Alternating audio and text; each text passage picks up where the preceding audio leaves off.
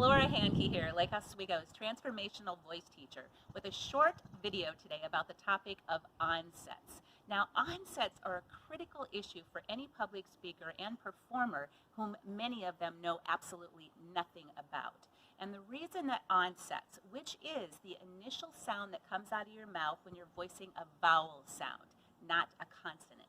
And the reason it's so critical is because harsh onsets done repeatedly, time after time, without sufficient breath, can actually lead to damage to nodes being formed on the vocal folds, which sometimes need to be removed surgically.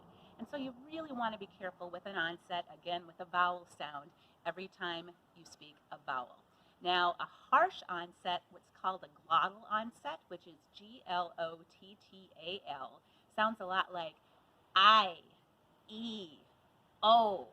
There's not enough breath, and the vocal folds are vibrating together to create sound without enough breath flow between them. So what you really want is a nice, smooth, coordinated onset with plenty of breath, which sounds like I, E, O. And if you have a little trouble going from the glottal, which many of us are prone to in American English, including myself, I was very prone to glottal onsets because I'd never even heard the term when I started vocal training.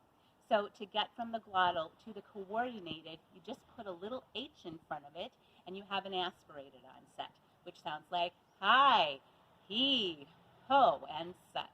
And so that's just a little bit about the topic of onsets. Make sure you avoid those harsh ones and try to create a nice, smooth, coordinated onset.